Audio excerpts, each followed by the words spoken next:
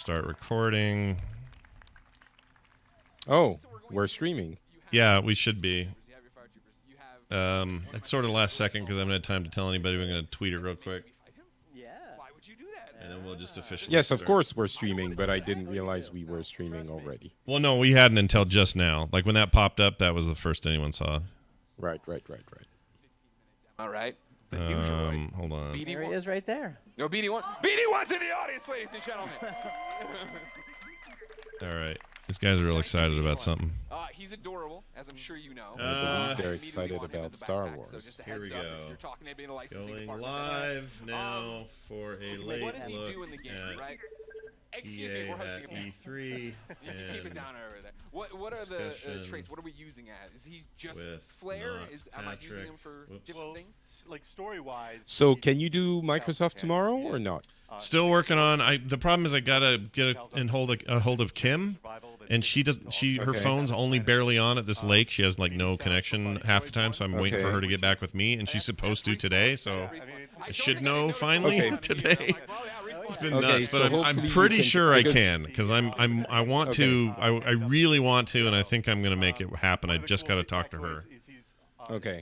Because on this one it doesn't really bother me, but on Microsoft I really want to do something. So if you can't, I'll do something else. Yeah, but I need to we'd know. have to do it. Yeah, it's stupid that if we didn't do it. All right, Okay. I'm gonna hit tweet. Okay, this is now going out to I people. saw him shooting out health packs. Is that a canned animation after a Right fight? now, Button the current mode here in that we're seeing in the stream is these guys talk about more Star Wars stuff. They're talking to Respawn. I assume. Oh wait, did we start? So are we starting the thing for the people who are listening afterwards? Hello, everybody, and welcome to the special Hello. podcast series with Patrick and I. Hi, Patrick. What's going on in the What's going on over Oh, there? you are? Yes, Wait, we're did going you say now. hi, Patrick, or I'm Patrick? I said hi, Patrick. I'm Scott Johnson. That's Oh. Patrick. Hi, Patrick. Hey, Scott, I'm Patrick Beja. We do this every year for the crazy people who like to listen to us comment over the people who show us games at E3. Do you have the sound up I do. on your end? I do. Everything's great. outside of Water should be in We're late on Jedi Fallen Order, and so we're gonna be using this opportunity to talk about Jedi, which I saw. The 15 minutes gameplay reveal. Yeah. Stadia, which Google had a kind of Nintendo Direct type thing a couple of days ago. And then, I don't know, a couple of other things. I guess this is the introductory commentary track for E3 2019 from Scott and Patrick. Yes, I would. That- I would that's say the that is correct, and also. It's important to note here that we're going to be talking over audio that is basically Respawn talking about what Fallen Order is going to be about. But Patrick saw the actual presentation. I was here late due to some reasons. Due to Randy, I mean, we can say it. It's Randy's fault. Yeah, it's always Randy's always- fault. It was a film sack thing, but it all worked out in the end. These guys, apparently, they're probably saying some important stuff about the game. I don't know. But what did you think of the actual presentation? What happened there? I'm not sure how important the stuff they're talking about is. Maybe it is, but the really important thing was the 15 minutes of gameplay footage for Jedi Fallen Order. For those who don't know, this is Respawn behind this game. Respawn is a venerated developer, originally from most of them from Infinity Ward behind the Call of Duty series, and they went on to do Titanfall and more recently Apex Legends. Mm-hmm. And so I had high hopes for Jedi Fallen Order. We didn't see anything at the presentation a couple of days ago, months ago. Yeah. I'm going to stop bearing the lead here. I didn't like it. When you say you didn't like thought it, it like what do you like? Gameplay systems, like story, like what was rubbing you wrong? It's hard to judge. So it's a third-person action, mostly melee game. Yeah. And you play a Jedi, which seems kind of generic. It did seem generic back then, but the gameplay seems generic. And that's like, it felt like they wanted us to be excited, me to be excited about it. And so I've been browsing Twitter to see if I'm crazy, and a few people have been saying, "Oh no, it looks exciting, it looks really good." So maybe it's just me, but it felt flat. It felt to me kind of, it was not dynamic at all. It was this Jedi dude walking around, not doing much, and force pushing stuff and waving his saber around. The combat didn't feel dynamic at all. It felt like something from 10 years ago. And I'm super surprised because I have a huge amount of faith in Respawn. So I don't know. Maybe it's just me, but it's not looking super good from the 15 minutes we've seen. It sounds to me like you are echoing everybody's fears leading up to this showcase, and that being that it was not going to impress in terms of like next generation type gameplay or anything. That it feels like a game that could have been made for the PlayStation 2.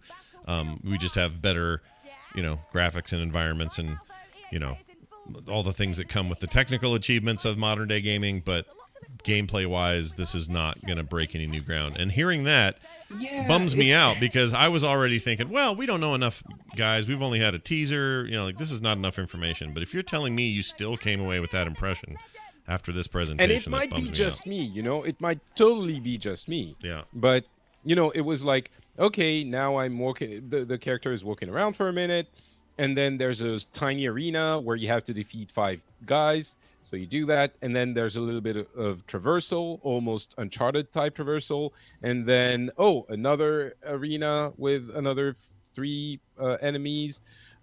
Maybe the fun is in the gameplay itself. Maybe you get, some exciting powers and chaining them together and all of that. But it didn't translate to me through the gameplay. So that bums me out. Yeah. I mean, do you think I hope I'm wrong. I hope I'm wrong. It's probably reductive for me to say, well, this is the team that's trying to actively keep the, at least initially, very successful Apex Legends alive and at the same time push a Star Wars title out with all of what that entails, which is, dealing with Disney and dealing with Kennedy and all the people that are involved in this thing and trying to, walk that line. And at the same time, they've got this very popular free-to-play thing, but obviously they've got enough teams to handle both games.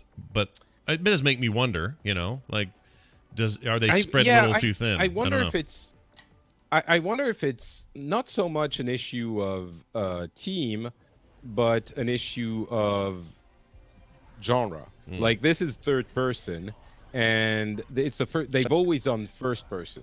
So I wonder. Yeah. But the Apex thing is starting. Do you want to? Yeah, let's talk about this, I guess. So, it's another dude on a couch. Yeah, so EA was basically not going to be doing a conference, and it's not a conference. It's a series of like 5 different streams. I don't think we're going to go to the end of it because there's some sports after Apex and even Battlefield 5. I don't know if Battlefield is your jam. Not really. It's not mine, I mean, so. And as far as I know, they're not, along with Apex Legends, I don't know that they're going to say much that we don't already know. These are games that are in the wild and all that, so we don't really have a exactly reason. It's going to be like updated content, season 2, 3, whatever. But yeah, so it's a relatively slow thing for EA anyway. So they are making it into a little bit more than it was supposed to be originally, because originally they were supposed to have like different streams throughout EA, and I think someone realized it was a really bad idea. But look, Apex cosplays, they're pretty impressive. They are impressive, if not a little goofy how far they're going to create their like static animations. I'm a little bugged by it, but it's fine. It's fine. Whatever. It's okay. They're showing off some, the jump pads that were introduced a few months ago. There's an event now. I don't know how much we can discuss this, because are you still playing regularly Apex? No, I kind of fell off. And so how I usually gauge the temperature of these games is how deep and long my kids play them, especially Nick, because he's super into this genre. He's really into battle royale in general, and he's kind of fallen off. They're all big Siege players now. They really want to play that game mostly, So I What? don't know what the Siege? yes, What Siege? Rainbow Six Siege. Oh, right. That game never dies. Yeah, that seems to be doing really well for everybody who loves it. My thing is, I play these battle royales for a while, but then I hit a ceiling and go, well, I'm never going to beat all these chuckleheads. I'm never going to be good enough, and I don't have time to grind it in a way that will make me better. So I kind of fall off of them generally. That's just a genre problem that I have. I will note, though, as I'm watching this video, they are clearly answering one of the great complaints from players, which is skins are boring. They're going a little further here. These skins are way less boring than they used to be or that they've been traditionally. So this is obviously not just repaints of existing skins. This is them deciding to really go in on that. And that's a big part of why people play these games. It's the prestige of unlocking the cool thing that someone else doesn't have yet. So that's good to see. But if rumors are to be believed, and I don't know how much of it's rumor and actual reports, but the game is having, the honeymoon's over. Now they're kind of not as in the news as they used to be. They're not as forefronty in gamers' minds. People are sort of back to playing the current beast in the room, which is Fortnite. And I wonder how much of that is just hearsay or things I hear on the internet, or if that's actually true that they've seen a drop in players. I don't know. But I do think they have to sort of really push to keep things alive, get up their skin game, take this thing to the next level, and it looks like maybe they're trying to do that here with this show. I don't know. Yeah, the Wraith cosplay character is getting weird because she's really just doing the Wraith like, ooh, I'm mysterious, and I'm like moving like in a very. Now that you mentioned it, it is. Oh, now they're bumping butts. Well, at least they did a little improvisation there. That was all right. Yeah. So we've seen the entirety of the. I'm not hearing anything from you, by the way, from the stream. Oh yeah, you shouldn't. I think you should have. You should be playing your own, because then you're not out of sync. Oh right, okay. Remember, because I'm not recording. This is the good way. So now you don't have to listen to this and be all out of sync anymore. But you're recording the thing. Correct. Right. So yeah, now they're gonna. I guess essentially, without listening to it, the only thing I take away from this stream reveal thing is cool skins. But I'm sure people who do play Apex regularly are gonna be like, "Oh my god, this is awesome!" with that exact voice. Yeah. Do you want to? We'll keep it in the background. Yeah. If do you want to talk about Stadia? Yeah, I think so. I think so. What I'll do is I'll keep this down in the background. People who are watching this live in the chat room, they can see it happening. Oh, so it was a recap of season 1. Now we're seeing season 2. Well, they're launching season 2, yeah. They're talking about it, yeah. Their new battle pass. They're talking about all the stuff they're going to add. I mean, this is going to be very meaningful specifically for Apex players. This is not a surface look. This is a deep dive for those players. And so I think that's going to be interesting to some people, but our audiences are going to be a lot more big picture, especially for this particular conference that we try to do every year. So let's talk about, they're talking about a new weapon right now, which is exciting and all, but don't care about new weapons. Let's talk about Stadia and our impressions of what was announced. We have pricing. We have a release month. We don't have a date, but a month. We have a bunch of details. Games that'll be available for it. It is not a Netflix all-you-can-eat thing like everybody had sort of hoped. It is absolutely not that. So your impressions, your take. Summarize it maybe for people very quickly. Sure. Essentially, Stadia is the business model is not, as you said, a subscription. It is at some point in the future in 2020, you will just buy the games and play them, but you have to pay for them full price. Right. You also have an option if you want to get better streaming than 1080p to pay a subscription, which is $10 a month. And at that point, you get 4K streaming and one free game or maybe a couple more every month. And that is like a PlayStation Plus or Xbox Live Gold type deal. But the games themselves, you have to pay for each one individually.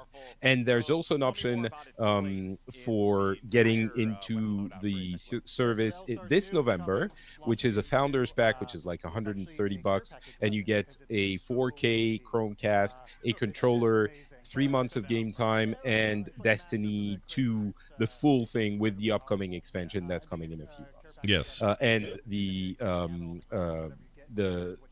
season pack, not the season pack, the annual pass for that. Right. So yeah, very somewhat different from what people expected, even though some people didn't really know I mean, what to well, expect. I think you and I had talked about it before, maybe on MVGB or somewhere, but we've had this discussion before. In the end, it's a platform. It's literally like a new console without the console. Yeah. It's a cloud-based thing. You still need some hardware to go. Certainly initially, like one thing they didn't talk about, or maybe they did and I missed it, and so maybe you can clarify this. But like, if I just want to fire up Stadia on my PC and go with my controllers I've already got, I don't think that's possible yet. I don't think they're offering that Yes, yet. well, not yet, but it is possible. I pretty much think that the people who will be uh, using the service come November will be able to do that too. Yes, if that's the case, then it's more interesting to me. But at the end of the day, if you're telling me, hey, guess what, brand new, whatever the game is, I can't think of one. Let's say a new Elder Scrolls game is coming out. That game is now available for PlayStation 5, Xbox Next, and Stadia.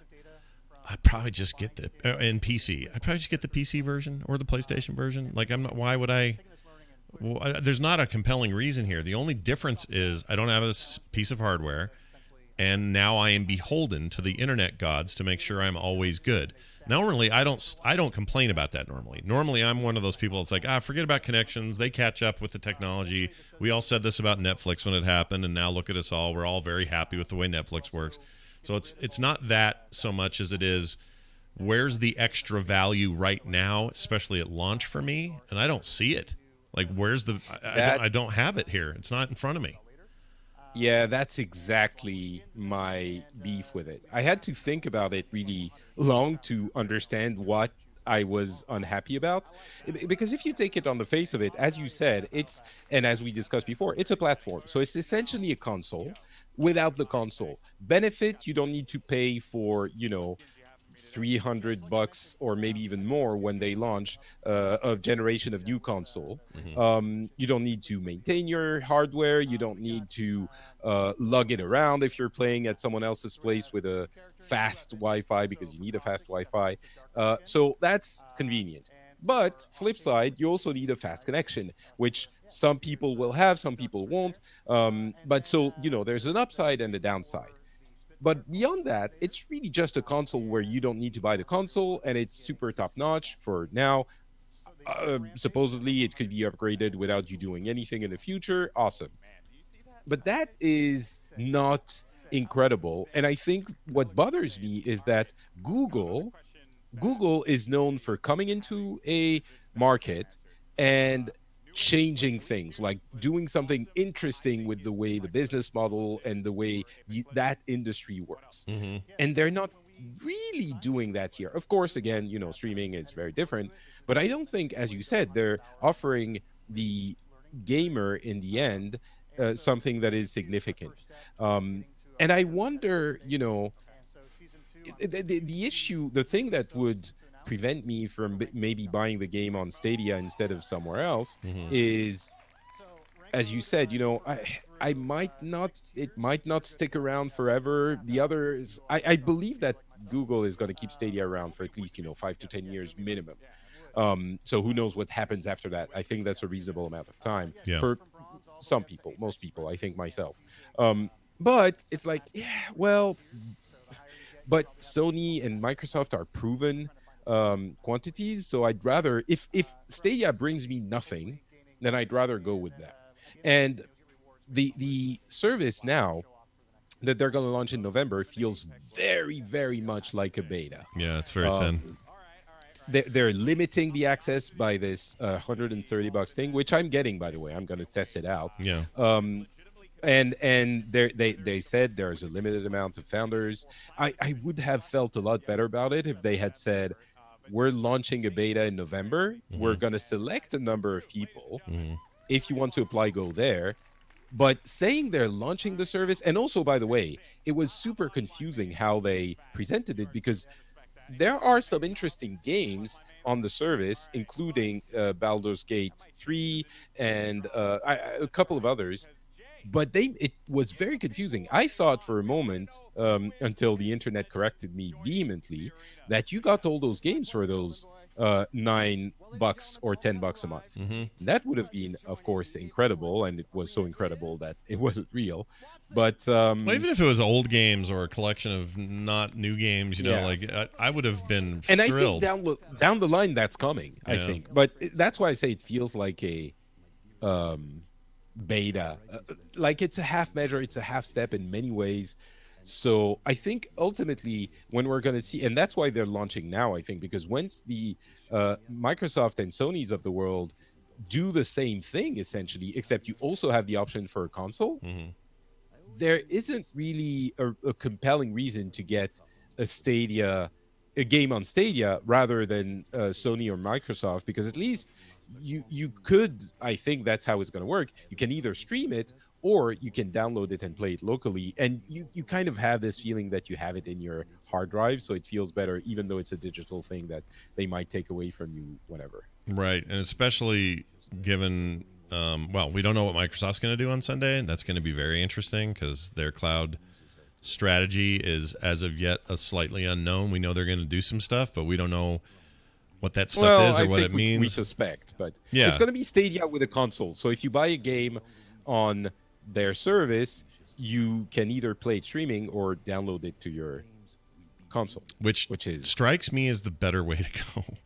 yes, because you're if you do see this as the future, great, and I'm all about making steps toward that future, but have some half measures, because you're gonna need them. There's no I don't know what that sound was. There's no jumping to it immediately.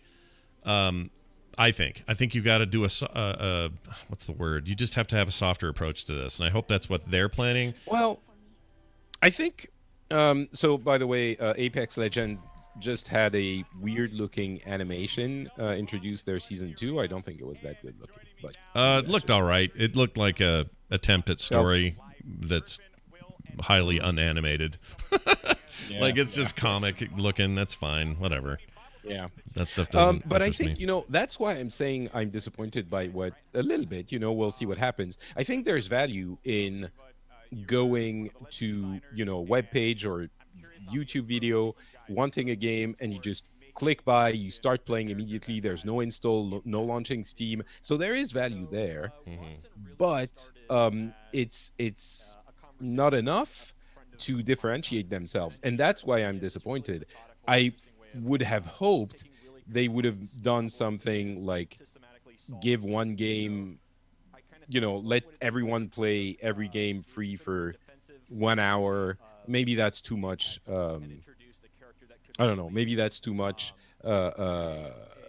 bandwidth if you give that to everyone. And but something to make it more compelling. I guess we're repeating ourselves now. But. Right, but I couldn't agree more, and I think that's been the general reaction. I think there are some people. Oh, jeez, drop something. I think it's going to be great for some people. Some people are stoked and are pre-ordered that thing already and are ready to roll. You're getting it, of course. More for.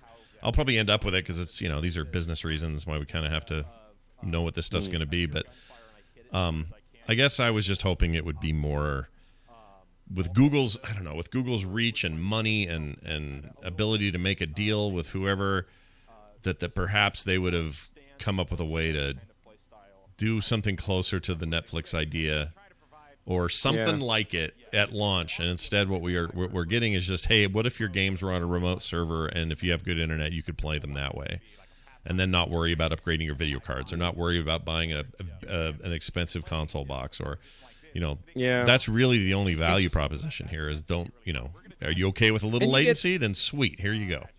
Yeah. It's I don't know. It's also you're gonna get the games cheaper if you're subscribed at the $10, the Stadia Pro, but they can't go so cheap that it's gonna be really compelling, because even if they only take a cut of 12%, that's the editors, the developers want to get a decent amount of money when the game sells on Stadia, so they can't sell it too cheap, even if they take a tiny cut, even if they take, I don't know, let's say they take 30%, and if you are subscribed, they waive their 30%. It's a decent amount of money, but I don't think they can take 30% with a new service that is launching. So I don't know. I don't know. Quick update on Apex. They're introducing a new character. I didn't catch her name. She makes a fence, an electric fence, and Yes. that seems kind of cool. I guess I don't know. Shoots guns too. That's the one thing all of them do. But she is apparently some sort of fence maker, electric fence maker, and this guy's got some serious gauges. But anyway, just want to throw that out there. So yeah, there's we could talk about the games a little bit, but do you have anything else you want to say on Stadia itself? On Just Stadia wait and as a see, I guess? platform, it's just the other. Oh, I know what I was going to say. The other concern I have about the model is that everyone always says, well, Google gives up on stuff too fast, right? Like, oh, they'll make a cool service and then back out, or they'll say Google Plus is going to be the greatest thing ever, and then they drop it. And they don't, in theory, give it enough time to really flesh it out. And I agree. They're true. They do that with a lot of things, like a lot of little things. But I think this is a bigger investment for them. But it doesn't give me extra confidence when they basically do the easy thing, which is, hey, it's just like games, except it's on our servers. Like, this feels like a path of least resistance for them. Does that make sense? And I don't know. Yeah, I see what you mean. That doesn't excite me. That makes me go, oh, well, if this doesn't work, you guys haven't lost anything. You're out of here. You know what I mean? Yeah. So That's So I don't know. They're showing off their motion capture technology, hand motion capture technology now on Apex Legends, which is, it might seem like an unimportant thing, but when the hands are the only thing you're seeing when you're playing, when it's a first-person shooter, it does matter a little bit. Yeah, they're showing, all the mocap. That's pretty cool. Anyway, yeah. So that's Stadia. Tell me what we're gonna Let's talk about the games. So Baldur's Gate 3 Yes! From Larian Studio. So that makes you happy. Oh my gosh, I can't be more excited. But it's not. Again, I'll get the PC version, which is absolutely getting that game. So it's not like there's some exclusivity going on. But Baldur's Gate 3, Larian Studios, responsible for the original Sin games, which the last one was insanely good. And if they're bringing that prowess to the Baldur's Gate universe, it's absolutely a match made in heaven. They should make that game. No one else should make it. BioWare shouldn't even make it. It should be made by those guys, and I am jazzed. So excited about it. For those who don't know, BioWare is the original developer of the Baldur's Gate series. Yes, 1 and 2. And that was 20-something. What was it? Yeah, 20 years ago. 20-plus years ago, yeah. So finally getting 3, and then honestly, it's the studio game match made in heaven. I mean, isn't Divinity kind of Baldur's Gate 3 and 4 yes. Already? Yes, that's my whole point. Like, what they'll get to finally do is use the property that started all this. They get to make a D&D game. Is it going to be different? Like, is it going to be exciting because you already know they've already done it, kind of, except it's not called Baldur's Gate, but... I mean, it depends. I don't know if they're going to do something that is... Like, we don't even know if this thing is, like, isometric, top-down. We just don't know enough information about it yet, about what they're going to do. Because all they showed was this, pre-rendered trailer, which was pretty neat. The trailer's really cool. I mean, you make a good point. Like, I don't know. Like, who knows? But they made a very big, very compelling, story-rich, character-rich experience where... oil on the floor mattered. Like in a D&D, like a proper D&D game, that stuff's going to be huge. My question is, will it be what will make Baldur's Gate different from I didn't play Baldur's Gate, by the way. I know it's sinful, but I apologize. Do you think Baldur's Gate is going to be different from Divinity, like cooler? What makes it different and cooler? Well, first of all, they'll carry on the story of Baldur's Gate, which was already rad. These guys are the best in the world right now when it comes to, hey, we need to make a turn-based strategy title where all of the things that go with that, making basically a video game representation of a D&D tabletop type experience. Nobody's doing like they are. They're so good at it. So I guess what I'd say is, if you're into that genre, this is the best news you've heard all year, because these are the right guys to do it. Now, will it bring anything super new to the genre? Maybe not. I don't know. Okay. I couldn't be more excited, though. I'm so jazzed about it. Yeah, you're not the only one. A lot of people are super excited. Yeah. They also announced, so we mentioned Destiny 2. There's a lot of things happening with Destiny 2 now that Bungie, that's their name, is a free agent and publishing their own game. Yep. Essentially, they're making Destiny 2 and the first expansion free to play, or maybe just the Destiny 2, the basic game. But you can go to max level kind of immediately, and the end game is going to be what you do with your friends. And that is what you need to pay for if you want the latest content. It makes a lot of sense for games that have a long life like this. You don't want people to have to slog through like 40 hours of content to come and play with the people who have been playing before. So that's really cool. It's going to open up the game to a lot more people. And they also have crossplay enabled across all platforms. So I'm sorry, not crossplay, but cross-save, which is a lot more important. Yeah. So you can take your character from PlayStation 4. It's been confirmed on PlayStation as well. PlayStation 4 to Xbox to Steam. It's coming on Steam, by the way, and moving off of Battle.net probably, and on Stadia. So that's pretty cool. More likely, you're going to have to buy the game. I mean, the free-to-play version stays free-to-play, but if you want to play the latest stuff, then you're going to have to pay for that on each platform you want to play it on, which I think is reasonable. But at least your character can jump around. Yeah, I'm super excited about this. I recently got back into Destiny 2. Yeah. Well, I mean, I played for a few months over the spring, and it is such a good game. It's so good. They have an incredible ability to motivate people to keep playing and find secrets and get the latest item, and the gameplay is still as fun as it was. I think it lowers the barrier to entry, and that's exactly what the game needs at this stage of its life. I don't know that a lot of people are saying, oh, this is because they're finally away from Activision, and maybe some of it is the case. I think a lot of it is also because of where the game is in its life cycle now. But yeah, I'm super excited about it. Yeah, that's cool, especially if you're a fan of that. And also, it effectively gets around the cross-play problem, because at the very least, it may not be as elegant, but if you've got a cross-save solution and your friends say, dude, I know you're playing on PC, but we'd love to have you in our group tonight over on PlayStation 4. Just go over there and play with them. Your save transfers now. Like it's effectively cross-play. Like if they're playing the latest expansion, which is what's the name of it? Shadow Keep, I think. Yeah.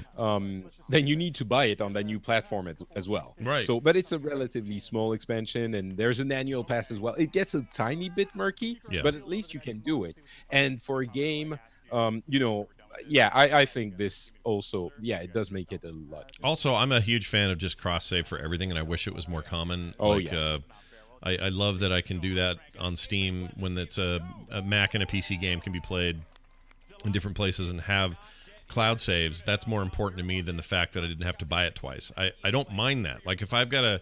Yeah. I've been playing, for example, Hand of Gilgamesh, SteamWorld Quest on Steam. I believe it's pronounced Gilgamesh, if you'll allow me to be snooty. Well, no, it's Gilgamesh in the game because it's a bunch of robots, so it's on purpose. Clever. Yeah. Okay, you got me. Yeah, I got you there.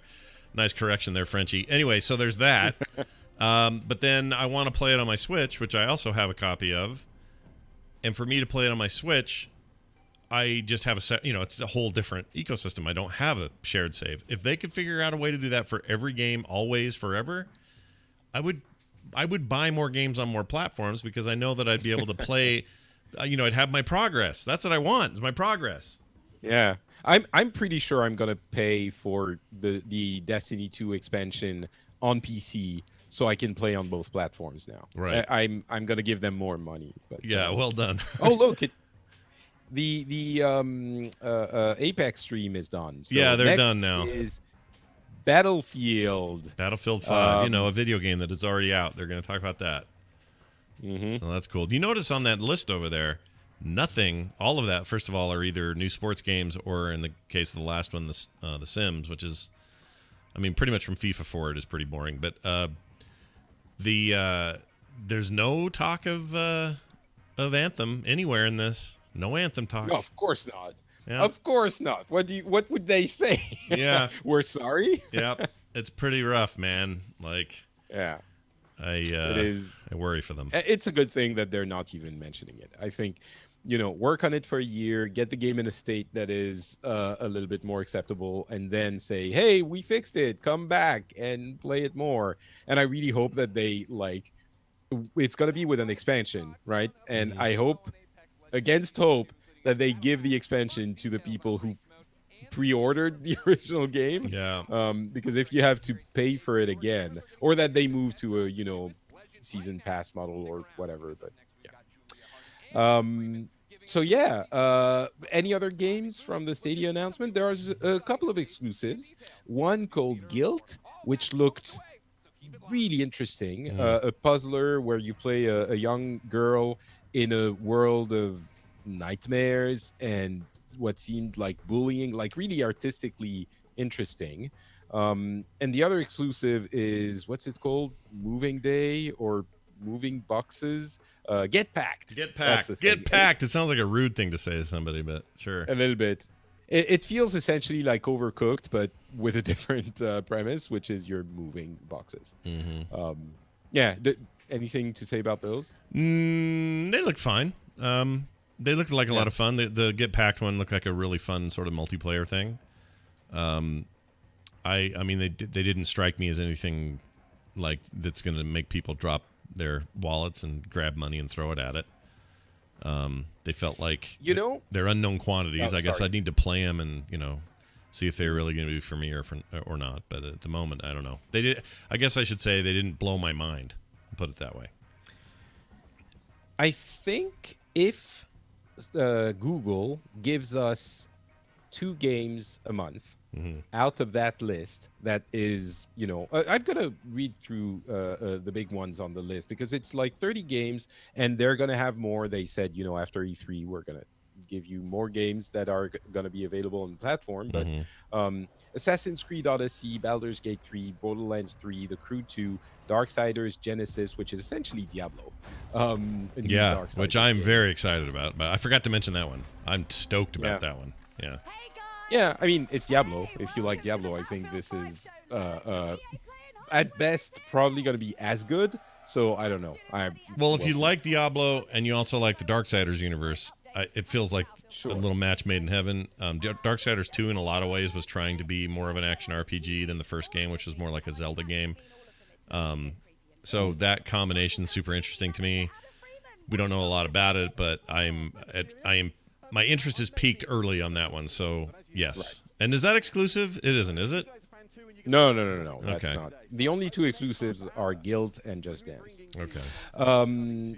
Destiny 2, Doom Eternal. I'm gonna go faster. Of course, the one we were all waiting for, Farming Simulator 19.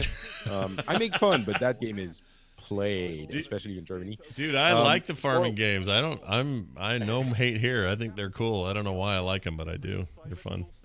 Metro Exodus, Mortal Kombat 11, NBA 2K, Power Rangers, Battle for the Grid, okay. Rage 2, what else? Samurai Showdown, the Tomb Raider games I mentioned, Ghost Recon Breakpoint, the new Ghost Recon, The Division 2, Thumper, Wolfenstein, Youngblood. So, if they give us a couple of games a month from this list, and they don't, they give one big one and one small one, that could be a compelling thing. Yeah, it could be well worth that money. Yeah. I mean, we're only talking $10 a month. That's pretty solid, and they need to do something like that. It can't just be we're delivering 4K, because truth is, I don't even care about the 4K as much as I do a good 1080p stream. Yeah, me And neither. Yeah. and so Yeah, you got to give me another reason to give you money than that, and this is a decent reason. So this is the list of games that they have right now on the platform. All right. Let's say I buy the thing and I get 3 months free. Yep. What would they give me? You know, it's either fantastic games or kind of very niche / not duds, but very niche games. Like, let's say they give me the first month Just Dance and Farming Simulator. Yeah. I'm gonna be a bit pissed, right? Yeah. So maybe Rage 2, if they're not like games that people want, like if it's Rise of the Tomb Raider, it's a game that's 2 years old, or what? No, Rise is 4 years old. Yeah. And Tomb Raider, the original one, is like they can't give you those super old games. I think people would be frustrated if that. I were think the more case, fun especially- mid ground sort of indie stuff I'd be into. Like more of that. Maybe, yeah. I think they need to give like one big game when they're launch. You know, that's what Sony did when Sony started PlayStation Plus. Yeah. And they were like, oh crap, Microsoft is doing this really cool thing where they're giving you games every month. We have to do the same thing. Initially, to get people on board, the games they were giving were incredible. They weren't, you know, the latest game, but they were game from the past. I think big games from the past 6 months or a year. Yeah. That is what they would need, I think. Yeah, And so one big one smaller one. That's true. Quick update on what they're showing right now. They're showing a new map in Battlefield 5. Apparently, very authentic location in World War II. Don't know much more about it because I haven't really heard the guy say it, but it seems like more Battlefield 5. So, for those who are wondering what's happening in real time here, we're looking at more Battlefield 5, and they're, you know, great for its fans. I'm stoked for you that they're supporting your game and you know, things are moving forward there. Yes, exactly. I feel like this is another year where, I mean, it may only be marketing right now, and that's all that's doing it, but people are now suddenly piqued interest in Call of Duty again because they've decided to call it Modern Warfare and bring back Captain Price and reset that story, and they're tugging on everybody's nostalgia strings, so people are really jazzed about that, and I don't know, Battlefield 5 feels like it's just sort of lost in the shuffle. Yeah, I'm interested in Modern Warfare. We'll see. I hope it's not too, you know, bleak and war is war. Although, you know, it's Modern Warfare. It does seem like they're going a little more self-serious, but it's hard to tell from this angle. All right, you know what? Let's cover a few pre-E3 news really quickly, so we can be made fun of afterwards when we actually know what's happened. Although it's just one leak, but Game Pass coming to PC, that's really cool. Yep. Obviously, Been waiting for that. Looking forward to that. yeah, that's very nice. 14 games coming to the Microsoft conference. I'm sure not all of them are going to be super awesome, incredible things, but It's pretty strong, is though. a lot. Yeah, it's a lot. Yeah, it's a lot. And that's going to be interesting. I'm sure they're not going to give all the information about the next, the next console. They're going to do a little bit of not a teasing, but, you know, they're going to explain the system. I don't think they're going to give release dates or prices, or they're going to speak. They're going to expeak. Yeah. They're going to explique the high level concept of the console, of the system. Death Stranding coming November 8th. Yeah. Dude, I would have bet a hand that it wouldn't come out before at the very least end of 2020. Yeah, So I was more like, in my head, I was like 2021 at the least. Like, he never gets a game done this quickly. And yeah, they've been working on it for 3 years. But I think part of this too is, you know, it used to be over at Konami. They just say, well, here, take all the money and time you need. And because it's all we have, right? Like, we don't have any other games anyone cares about. So just do whatever you got to do, Kojima. And he would do that. He would take his time. I think Sony, who's the primary backer here, is less interested in doing that. I think they're not giving him as much rope. So I don't know that will reflect poorly on the game or make it seem less than it could have been, but I definitely get the sense that they're not letting it just sit and simmer for too long. They want to get that thing out. Yeah. Someone mentioned it might be like a Ground Zeroes type situation where you get half a game or an intro to the game and the real one comes on the next generation. Yeah. I don't think that's going to be the case, but I wouldn't be surprised if it's not the longest game in the world. But it doesn't need to be. And it seemed more every time I see the game, it seems more interesting than the time before. Oh, So yeah. I'm intrigued. And It's the so weird rumors looking. What a are- weird freaking thing that trailer is. So weird. it is definitely like if he can somewhat tie it together in something in a manner that half makes sense, I'll be impressed already, because the imagination of the world he's building is intriguing, and it's something you don't really see anywhere else. So Yeah. The Last of Us Part 2 is rumored to be coming out beginning of next year, so 2020. It was originally planned for end of this year, but it was pushed, according to rumors. You know what's going to But happen that's not there? gonna be I'll it. tell you what's going to happen there. That thing is going to be just like the first Last of Us. It'll come out on PlayStation 4, and then there'll be a super HDified fancy one that'll be on whatever the PS5 is when it hits, because it's going to be the same kind of thing. Crossover time, get it out, get the player base playing it, and then let's release it again and make a bunch more money. That's what that And game I will do. buy it twice. Of course you will. Or 3 times. Although, the game will be playable on the next console as well, so it will look better. But I guess, yes, they're going to make it look even better. Yeah, they're going to make money.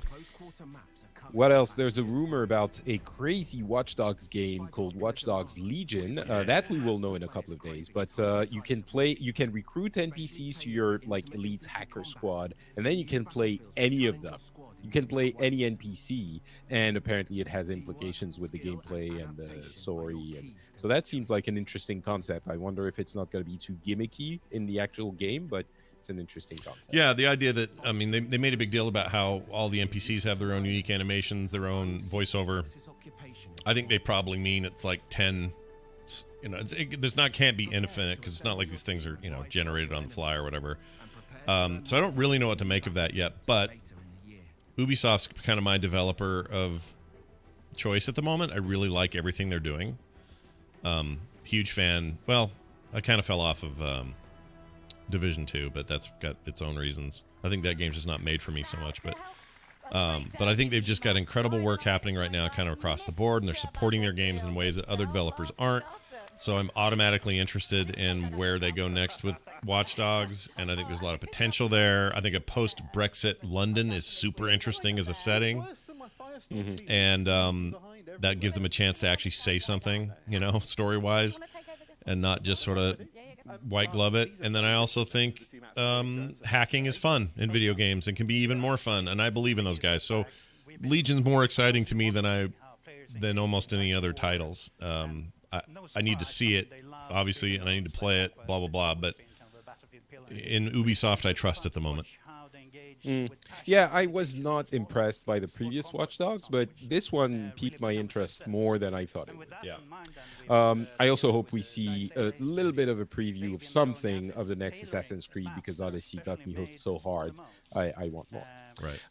Pokemon Sword and Shield have been detailed. There's Dynamax monsters. It's coming November 15. We'll have more to say about this one after the Nintendo Direct, I'm sure. But yeah, it's a game, and it's coming. Yep.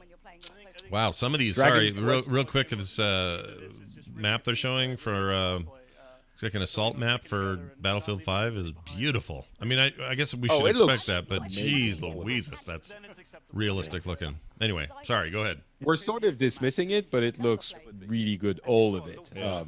It's really just that we're not specifically into that game. So.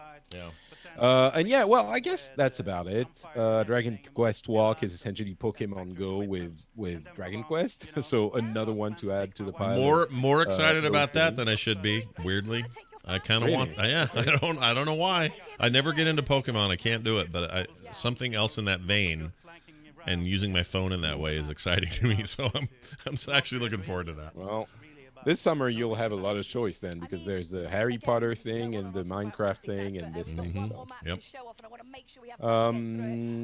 Yeah, and I think that's about it for the pre-E3 stuff.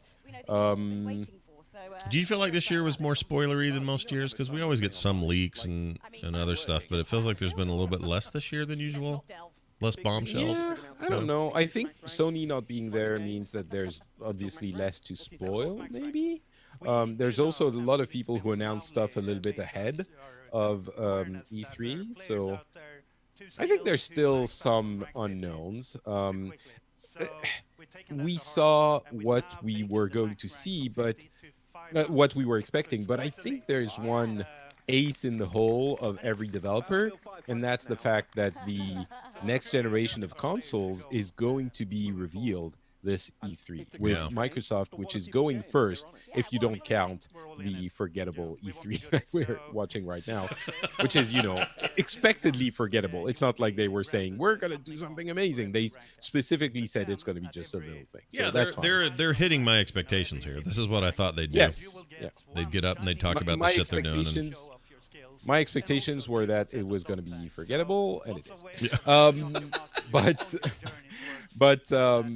But yeah, so Microsoft is going first. So every other developer that goes that has a conference can finally announce games that they're developing for next gen. There's an interesting rumor about the next gen Xbox, by the way, which is it would be backwards compatible, not forwards compatible actually, meaning the previous console would be forwards compatible with these games. Right. If you get, let's say, Halo Infinite, then you can actually play it on your Xbox One. It will not look as good, of course, but you can do that, which would be in line with what Microsoft is trying to do. So that would be pretty exciting. But, it would be a little bit more PC-like. But the point is, a lot of developers might have been holding stuff close to the vest in the previous couple of years, and they will be able to present them this time for next generation. So yeah, it's an interesting concept, and also, the idea if you go out and buy that new S that's out, the diskless one, the hard drive only, the SAD model, whatever.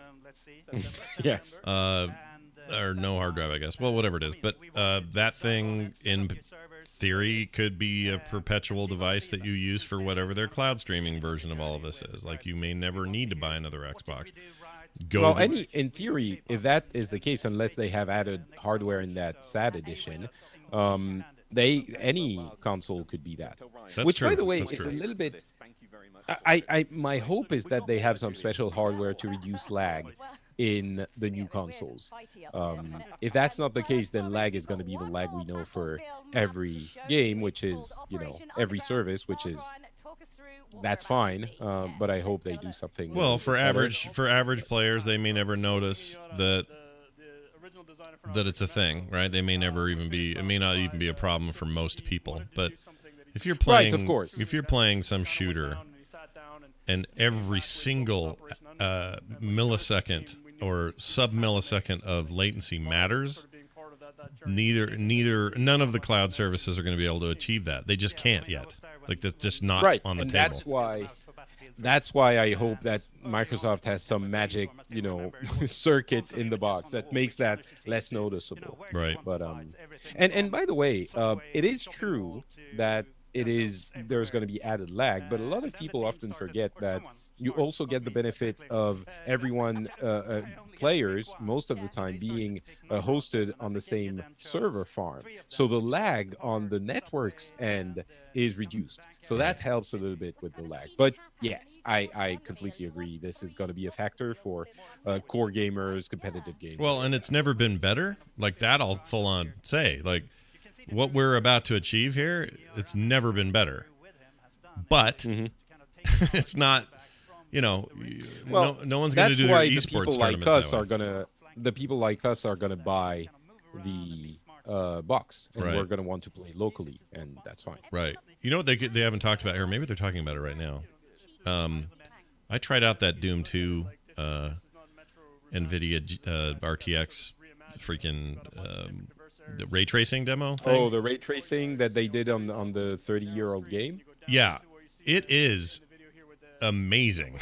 Like, I first of all, I understand why they did use such an old game, because first of all, wait, do you have an RTX? Yeah, I do. I have a 2080. Nice. And it is amazing, even for that old ass game.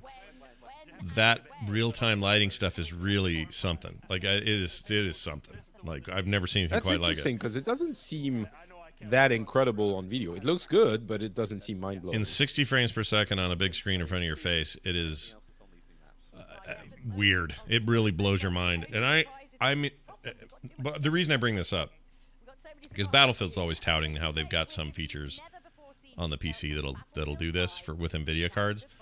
I don't know if any of that's practical or not, and certainly not at full resolution. But when we finally get to a place where GPU computing and CPU computing power can do real-time lighting in the way that stuff's designed, we're all gonna just be in heaven. It's amazing what it does to the world. It's really something. It's really cool to hear that because what I've heard before was that it wasn't that exciting for the current games. Well, for current games, it probably isn't because the current games fake a lot of stuff. So it's not like they don't have lighting. Right. You have sources of lighting in video games, but they're these static, fake things. If you've got sunlight, there's no such thing as an actual sunlight in a game, and it may still be pretty.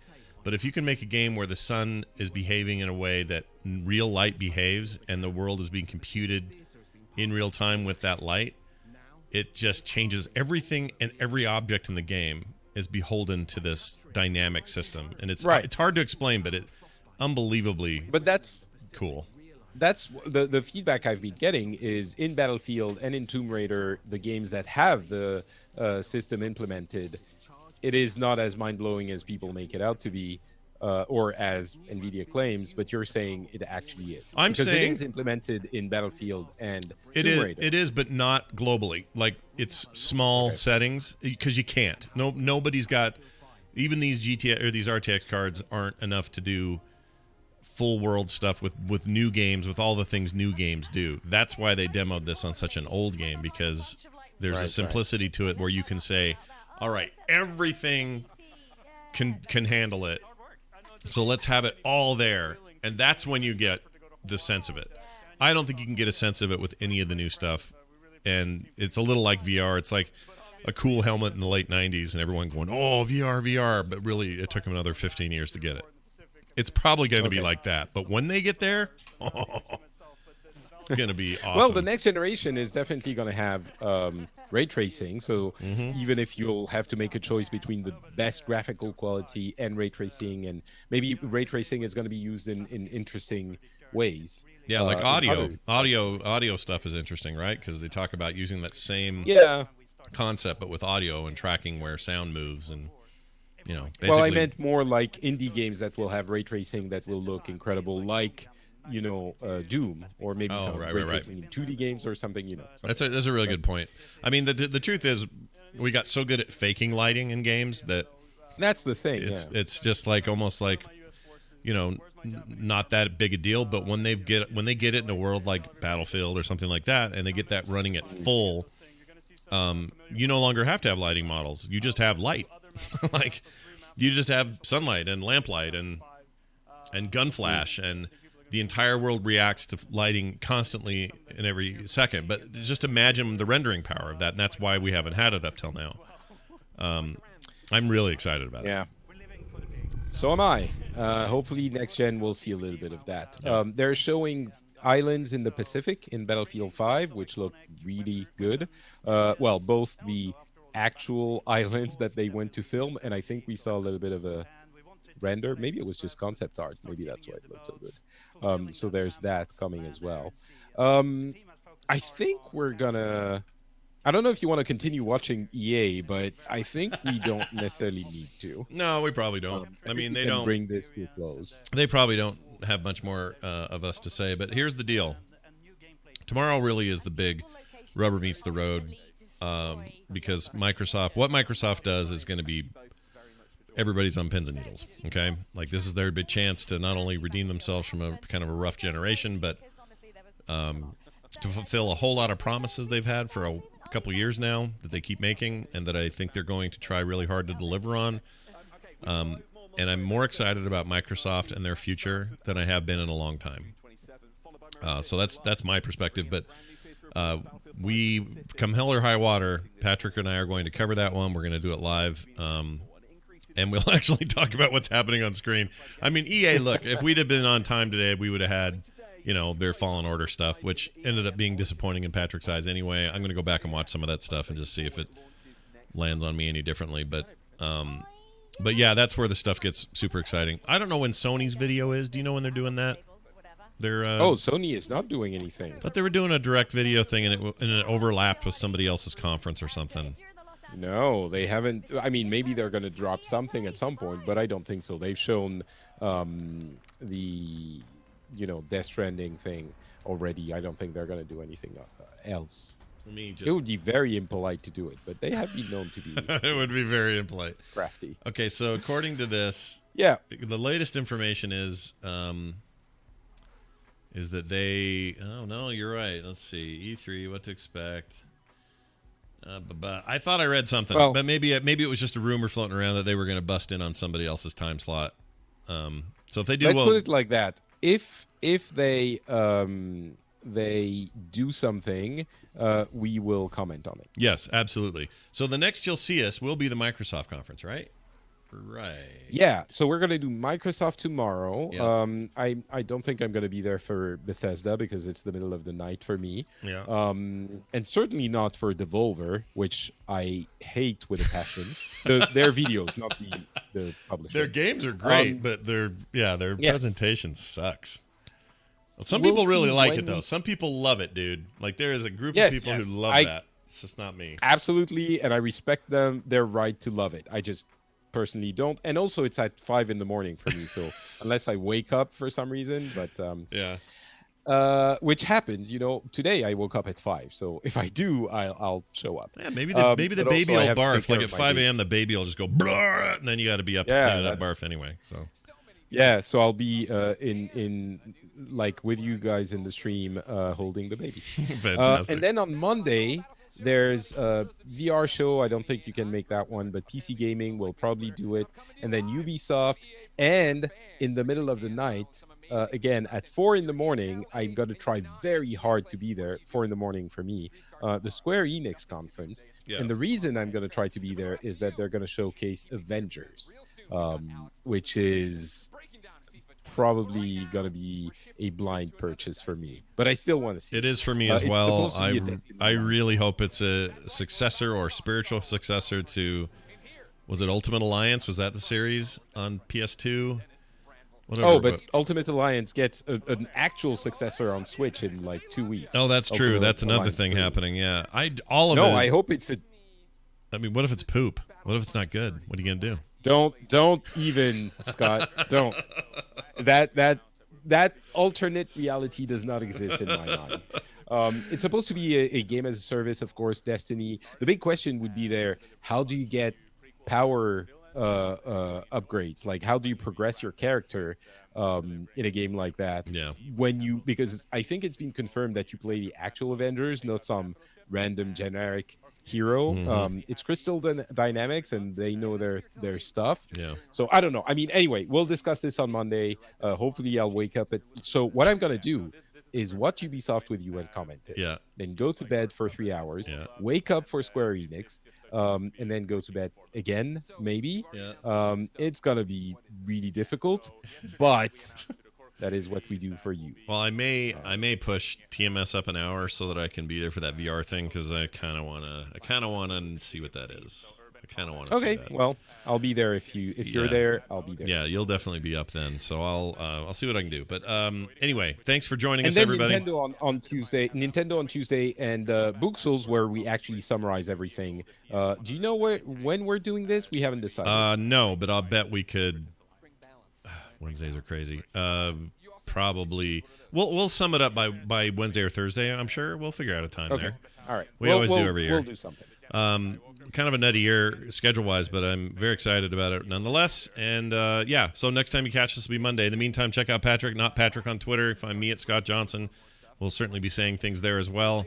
And our shows, of course, FrenchSpin.com. Go find Pixels. Fantastic show about video games Patrick does. He does it with guests here and there.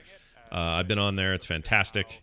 And if you want to check out my gaming shows... You're on there right now. I am literally on your show right now. And also, Patrick, I don't want to blow your mind, but you're on mine right now, too, which is so weird. This is better than ray tracing, Scott. That's right. This is the future. And literally this year it's going on 2 feeds. So go check out the Boot feed, check out the Core feed. Both of those shows are completely game related, and they'll have this on there as well. And if you're hearing it there, you already know that. You can find those at frogpants.com. I guess that's going to do it. Patrick, any other final thoughts before we go? We love you all. We'll talk to you tomorrow. Goodbye, everyone.